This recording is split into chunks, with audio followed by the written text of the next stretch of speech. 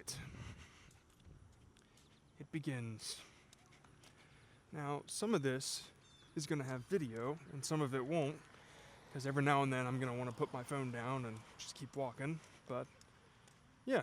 So, I thought, if I'm going to be doing this for 30 minutes every day, why not do a little podcast situation here and kind of air my thoughts out? Because one of the biggest reasons for something like this is to gain a little bit of clarity in the things that you've been focused on.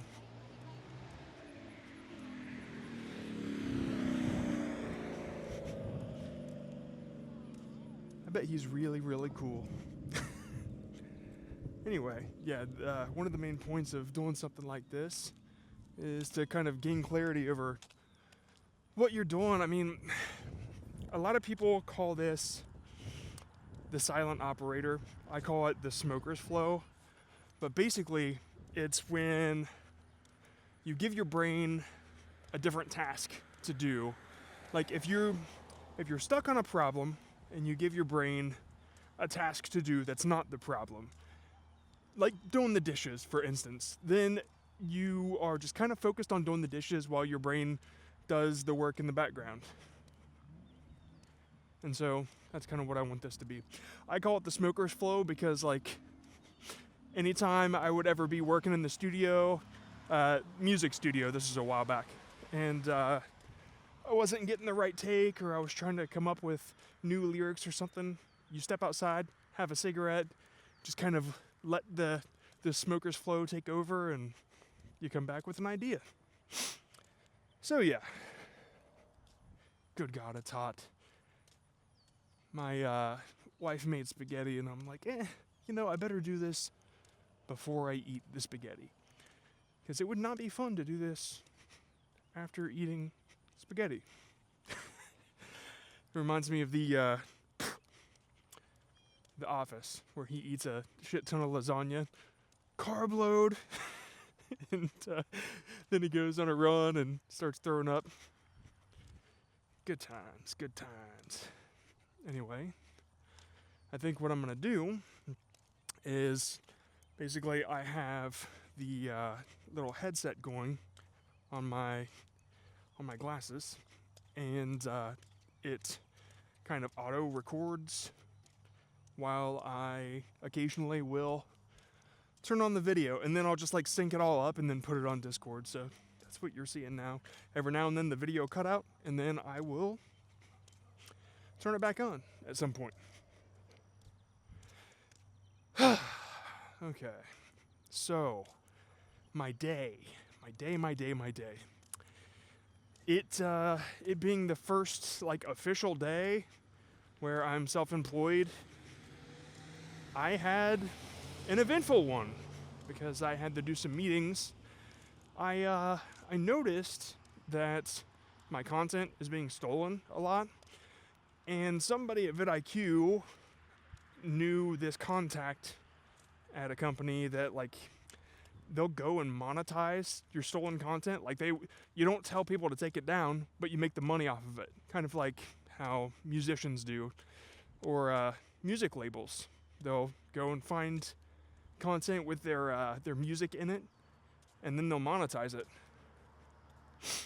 And so that's what this company does. It's called Superbam, I think. Anyway, I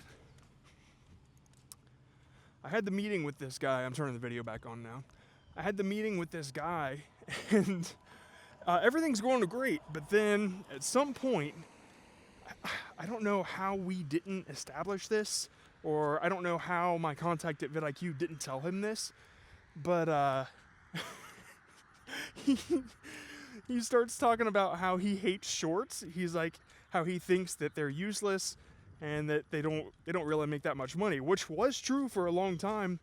He's like, I think shorts are like the end of content anyway.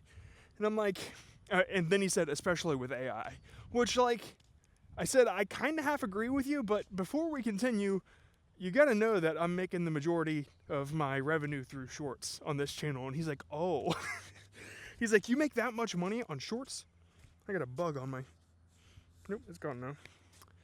He's like, you make that much money on shorts? I'm like, yeah. He's like, damn, I gotta look more into shorts.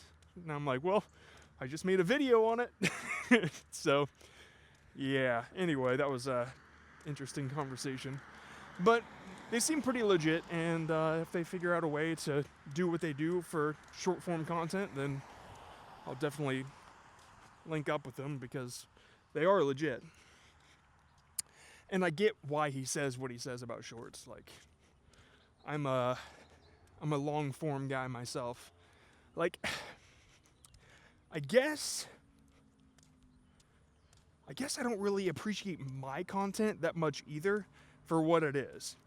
Like, it's these short snippets of stories, and like, if it were my choice, I would like to tell a longer story, but that's just like, that's not how the platform works. That's not what is winning on the platform. And so, yeah, I get that perspective of like not liking it because it kind of lacks substance, and the majority of shorts are, I don't know, they're brain rot. And so I do my best to not contribute to the brain rot epidemic, but I know I still kind of am.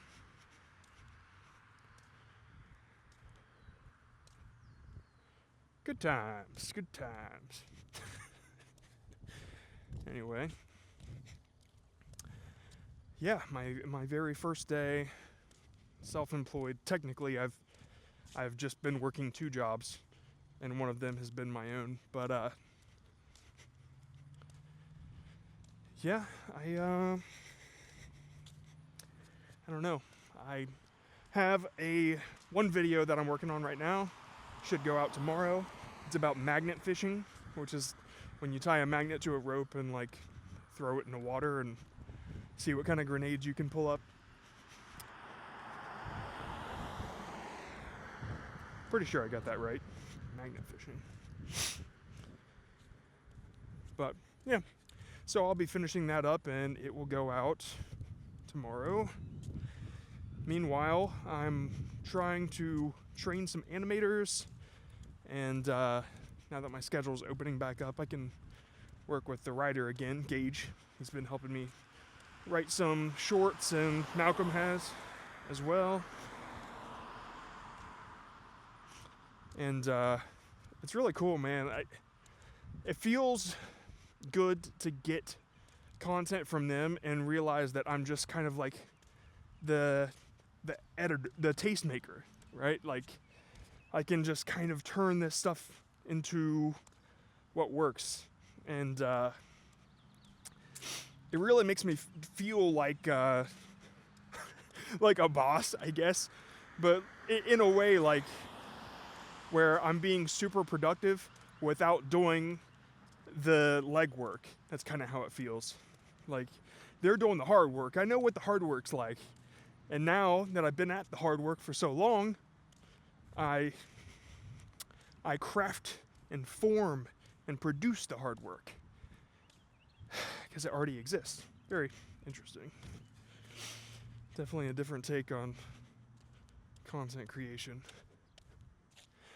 But yeah, I'm still animating, and one of the hardest parts of this is finding someone.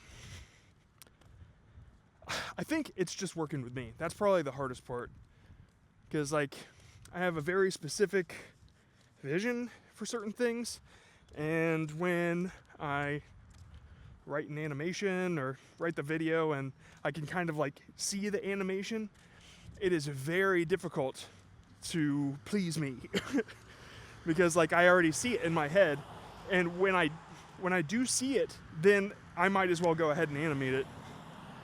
And so the videos that I don't have as much of an idea for, I give to somebody else, because I think that that's how to stop me from overthinking it, to stop me from overproducing everything, is like, okay, I've got a story, let me film it and pass it off before I have an idea for it. And it really helps to get somebody else's story, because as soon as I get it, I can kind of form it into what I want, and then I can pass it off after I film it. And that way I haven't spent so much time with it that I start to see the vision of what the animation could be. Because that's when it's usually game over. Anyway, I've talked a lot about myself and my workflow here. I guess I don't know what else to talk about on these kinds of days. But as I do this, I'm sure I will have new topics every day. Today was just the first one where I'm like, you know what? I should probably record this. And that way, like, anybody else doing their 30 for 30, they have something to listen to. Like if you're drawing or whatever and you want to listen to me ramble in the background, then cool. Cool. I don't know. I think it's probably been like 10 minutes or something.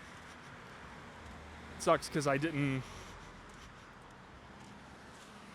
There's like no timer when I hit the record button there, so I should have looked and seen what time I walked out. Oh, garage door 6:41. Yeah, it's been like 10 minutes. Cool. I was able to look and see when I walked out of the garage door. Okay, one sec. I gotta get myself a drink.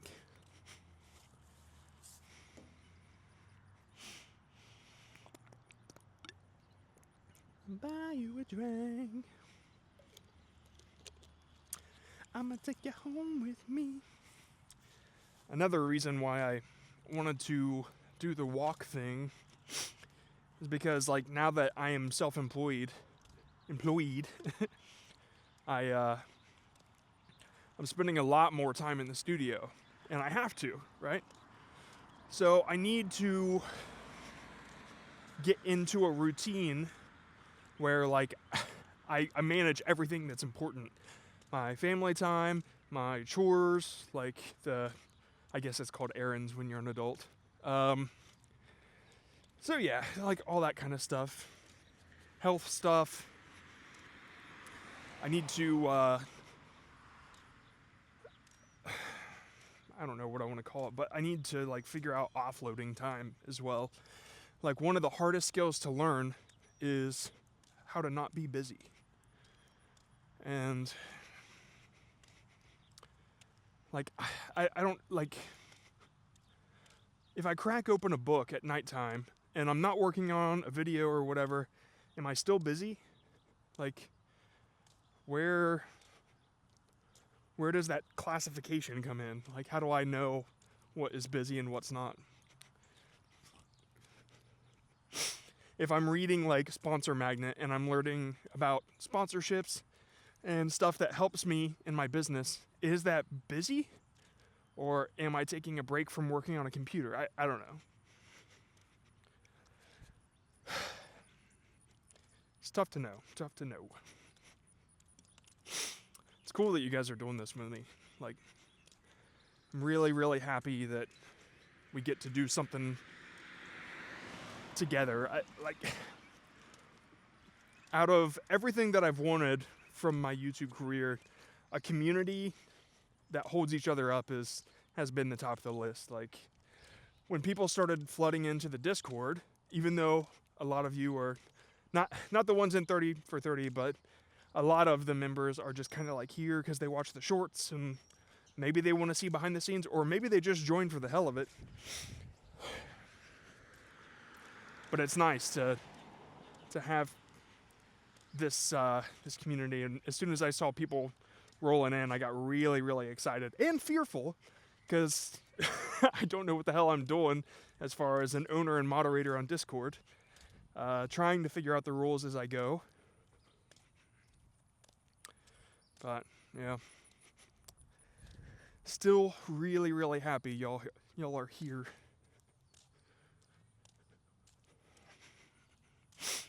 So this is one of those moments where I would normally be listening to a podcast, trying to absorb whatever information I could, but I guess that's counterproductive here. since this is supposed to be a smoker's flow.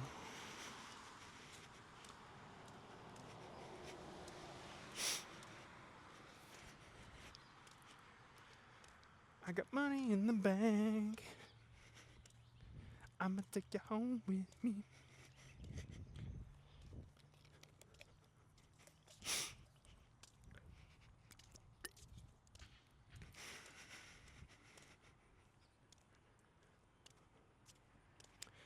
Yeah, I'm gonna need some new shoes.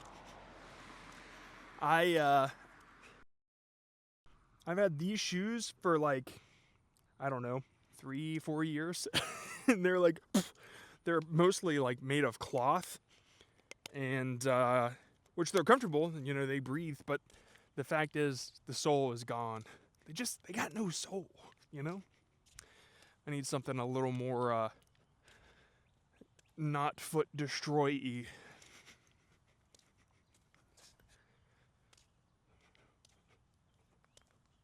Yeah, not foot destroy-y. I like that.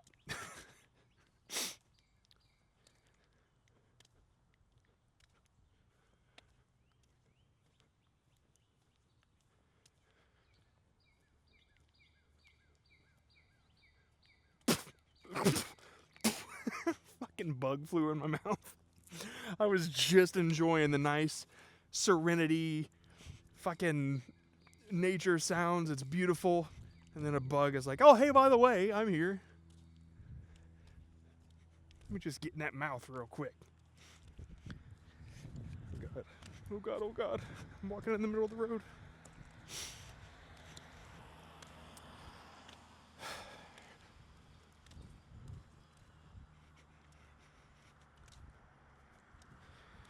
I got a lot of plans for the John Scott brand, I guess is what you'd call it, but technically it's the John Scott LLC or whatever the fuck. The plans right now are I'd like to, okay, well, first of all, I'm kind of stuck between a decision. I would like to get a video out every other day. And I was doing that a little bit on my last week or two with vidIQ, and it was turning out okay.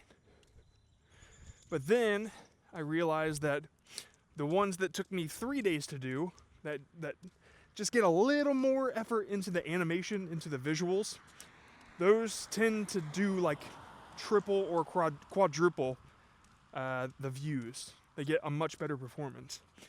And so that's happened twice. And I don't know if that's enough evidence to say, hey, maybe I upload every 3 to 4 days and get quadruple the views, or build a bigger team and get like one out every other day and have that consistency. So that is a decision I'm trying to figure out while working with animators and still trying to build at least a small team. And once that is established and I have a team kind of pooping them out as one does, I need to start working on a product, which my first one will be how I make these shorts.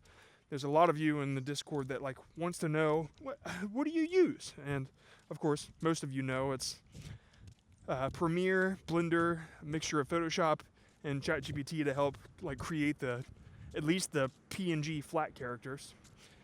And yeah, so like those are the softwares I use, but how I use them, in what order, what buttons I press, I want to show it all. And I know it's going to be like a 40-hour tutorial.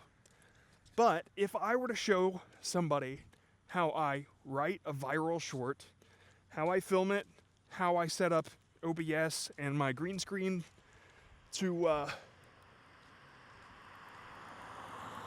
man, that cloud looks crazy. I'd show it to y'all, but then I'd expose where I live. Yeah, so what was I saying? All right, so I take through the green screen process, how I use OBS, that whole thing. All the settings, which are super duper important. How I figured out how to record transparent videos rather than having to take them into Blender and into After Effects and key out the green screen. That was a pain in the ass, but I figured out how to do it. And then taking those into Premiere and showing people my 3-button system that I have these shortcuts set up with a tool that I use. And I just press three buttons, and then it cuts out that specific part, and it turns it into something that I can bring into Blender, animate into Blender, then bring it back into Premiere. Well, you get the idea. It's convoluted, it's crazy, and I'd like to teach it. And what would be really crazy is if I could get companies to back the... I don't know if I'd call it a course. I guess I would. I'd want to separate it between, like... Because in it, you're going to learn how to use Photoshop. You're going to learn how to use Premiere. You're going to learn how to use OBS. You're going to learn how to use Blender. Like, all these things. Like, you're going to learn how to use all these softwares in one fucking course. I don't know. It sounds awesome. Like, how to make a viral hit. You know, start to finish, seriously. Like, from writing to the upload process. And, yeah, a lot of people are interested in that, in the server. I see a lot of people just ask me, hey, how do you do this? And it's like, well, it's going to take about 40 hours to explain. So I thought maybe making a course or something would be the move to make there. And then, after the digital course comes out, or whatever, I need to build a couple lead magnets to get people into the course, which for those that don't know what a lead magnet is, say you build a landing page and you offer something for free in exchange for email addresses, or you, like, I have an email list I haven't sent stuff out to, which is, or newsletter, which I haven't sent out yet, but that's another part of this business that's on the to-do list.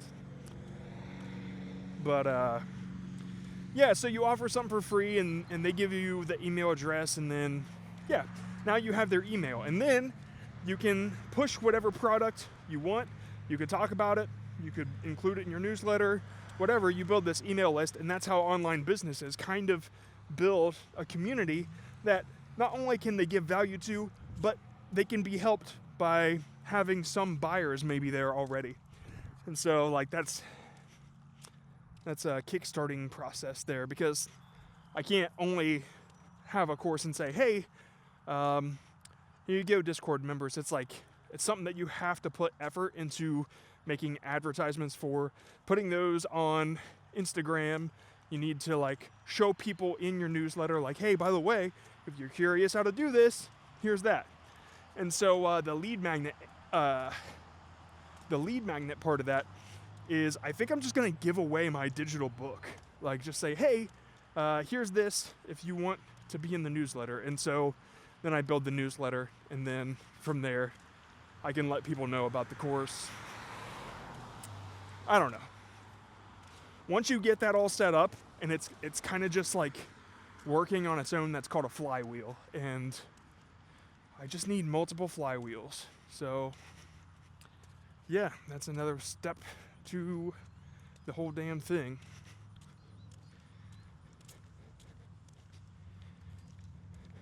And then after that, I think I would have to put some effort into getting some music on DistroKid, which is, oh man, I don't know if I can go into this or not. But, okay, actually, you know what? I got a little bit longer.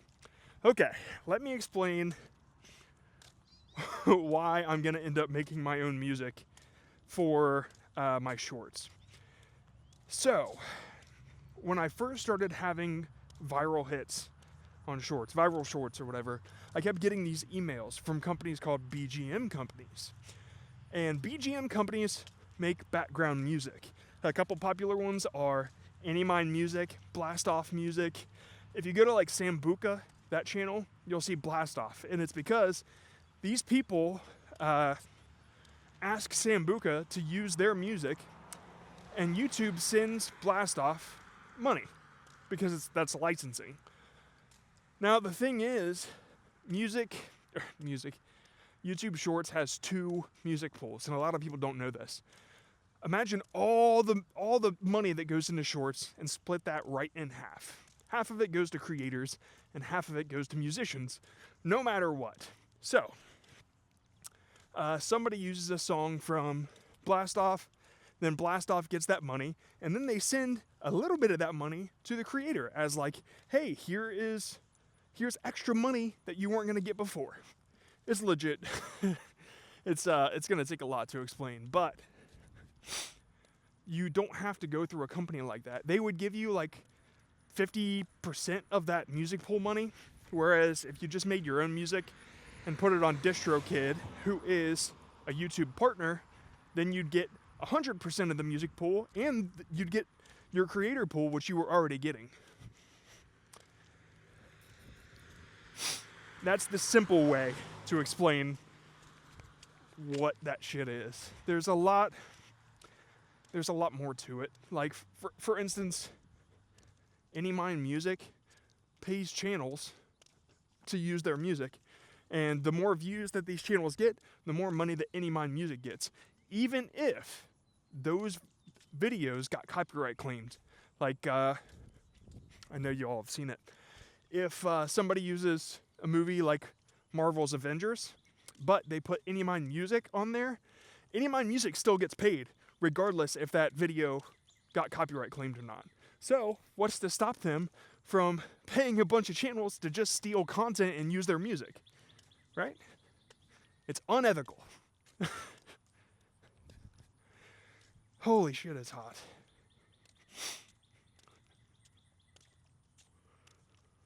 Yeah.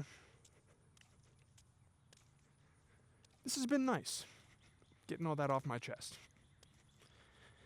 And I hope you learned something, because these are the thoughts that are swirling around my brain today, all day, every day.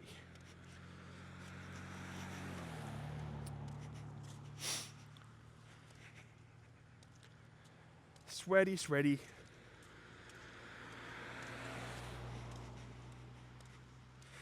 Yeah, so I got some lead magnets to build, some flywheels to establish, some products to get rolling. I kind of wonder, like, how long can Shorts keep up with this amount of money? Like,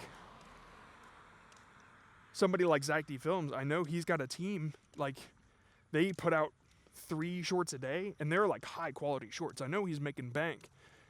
Just makes me wonder, like, will this last forever? And if not, do I have a backup plan? And so I need to have that course out. I need to teach people how to tell stories correctly and get all this shit set up, so I at least have, you know, a backup plan. Something to get an actual business started, besides relying on YouTube AdSense, because that's not something you ever want to do. Any platform can change at any moment. They can take away your money. You can't rely on them, but you can rely on your own email list, which is why you build one. And this has been Creator Business 101 with John Scott, as he sweats his ass off walking in humid ass weather. Good times. Okay, yeah, I think that's been 30 minutes. At least add 25 to the first one, which was like 5, I guess. Cool. I guess I could just film myself the whole time without my phone dying. I tried to set it at, like, I don't know, 720p or whatever, so it was like not dying or not running out of space. Cool. I think I'm gonna get some spaghetti. Well, not immediately. Rather not throw up, but go in there, drink some water, and then drink some more water, take a shower, drink that shower water, pet my cats, go take another shower. Oh, man. You know, tomorrow I will come with some subjects prepared to talk about. That way, I'm not trying to figure out what to say. Today, I just ranted everything that was on my mind today. And, yeah. It's been nice. It's been nice. Now you guys know what's on my mind. And if you have any questions, feel free to ask. Although I can't guarantee I'll answer. Because I don't know if I'll have answers. These are things I'm trying to figure out myself.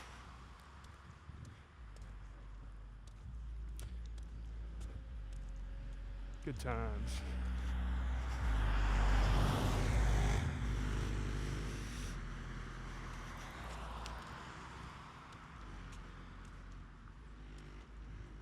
I used to have a friend like that. He had like such a loud sound system in his car. And I refused to ride with him because it was miserable. Like, dude, not only are you kind of being an asshole to everyone around you, but, you know, it's America. Feel free, whatever. But, like, how are you going to sit in a car that's hurting your ears? It's just fucking crazy to me. At least his was. He had the treble cranked so fucking high. I know a lot of people just have the lows, and that doesn't hurt your ears. But Steve was a mid-scooping guy. He would bump the lows super high, bump the highs super high. And then he'd offer to drive. God damn it, Steve. All right. See you all tomorrow.